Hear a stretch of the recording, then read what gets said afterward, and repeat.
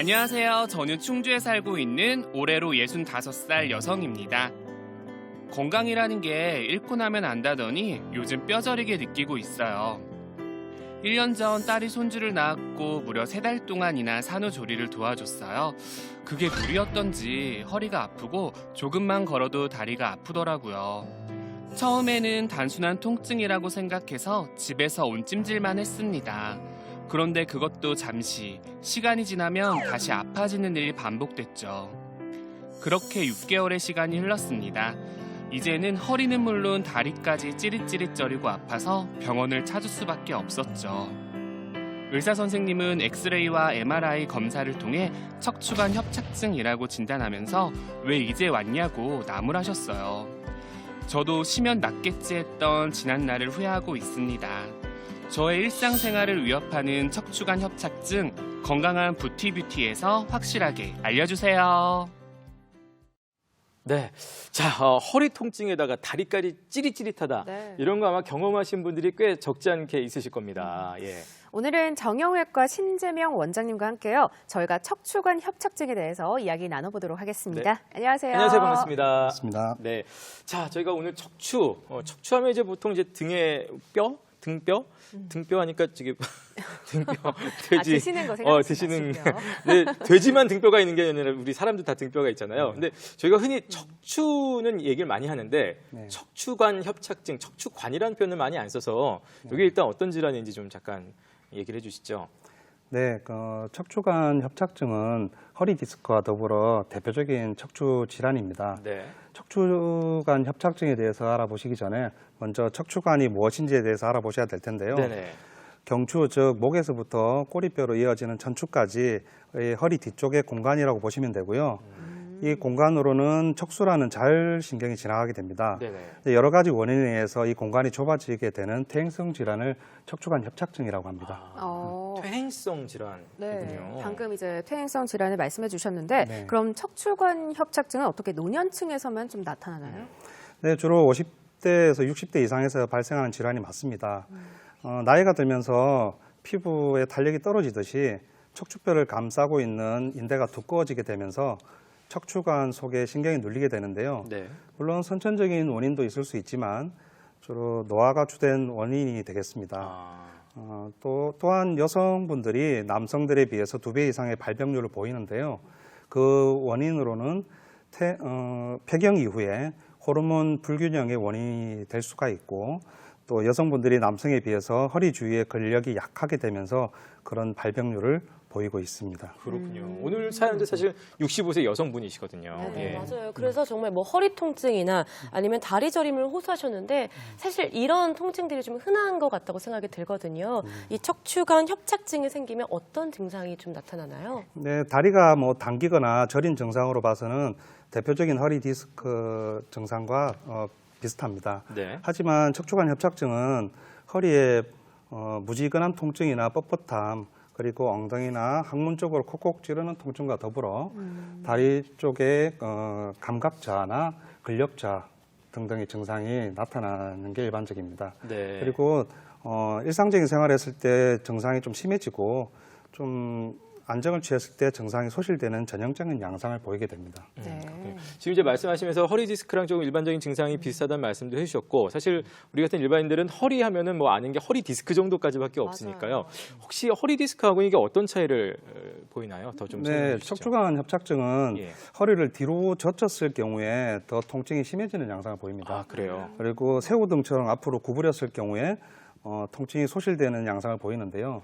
그것은 뒤로 허리를 젖혔을 경우에 척추관이 좁아져 신경이 눌리게 되고 예. 앞으로 구부렸을 때는 척추관 공간을 확보하게 되면서 그런 통증이 소실되는 양상을 보입니다.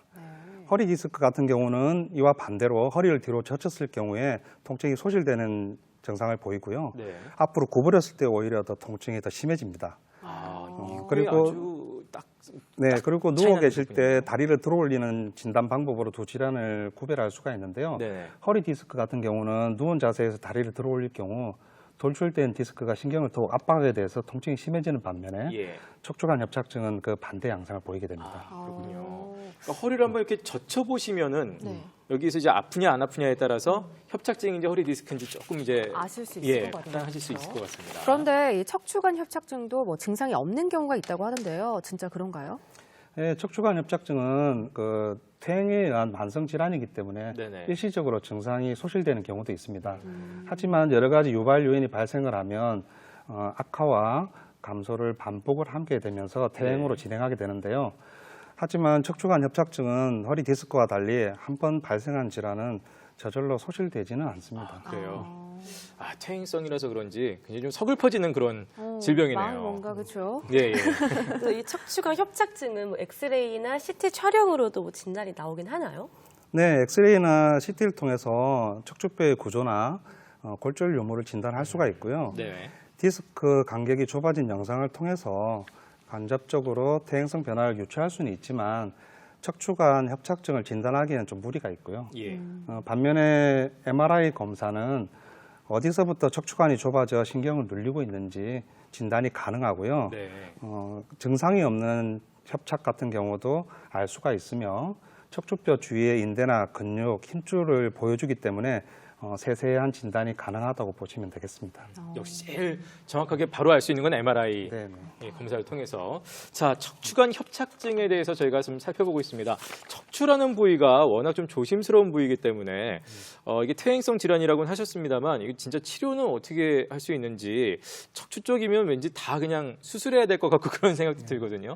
어떻습니까? 협착증이 많이 진행이 돼서 하지에 마비 소견을 보이거나 척추 종양이나 감염성 질환이 발생했을 경우에는 수술적 치료를 고려해 볼 수 있습니다. 네. 하지만 초기 협착증 같은 경우는 비수술적 치료와 관리만으로도 충분히 호전이 될 수가 있는데요. 그렇군요.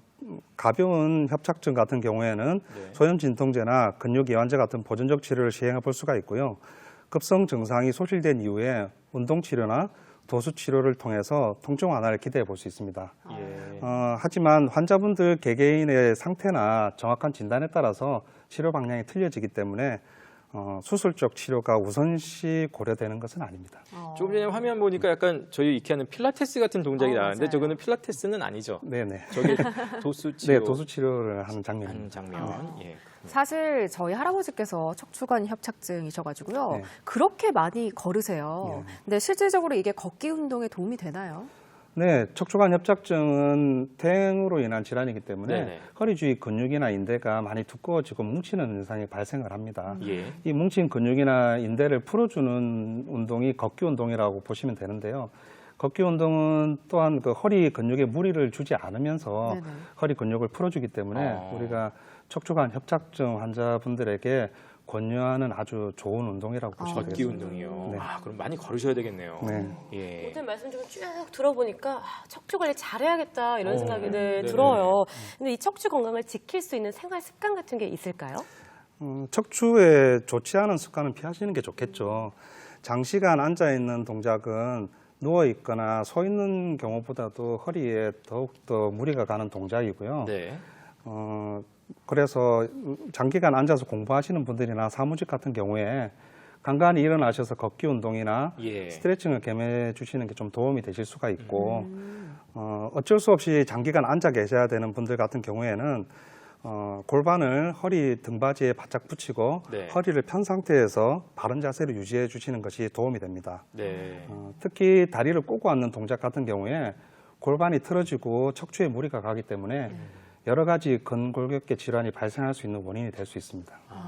다리 안 꼬고 허리 여기서 이런 얘기 나오면 저희도 모르게 이렇게 펴게 돼요. 안전하게 진행하면서도 이렇게 펴게 되는데 네. 선생님도 옆에서 뵈니까 조금 펴신 것보다 약간 구부정하게 앉으셨던 것 같은데 바짝 펴주시기 바라겠습니다. 자, 오늘 척추관 협착증에 대해서 여러 가지 좀 살펴봤는데요. 마지막으로 못다 하신 말씀 좀 듣겠습니다. 네, 그 협착증이나 디스크로 인한 신경의 협착이나 눌린 증상은 신경을 풀어주거나 이제 염증을 가라앉히는 치료를 해볼 수가 있는데요.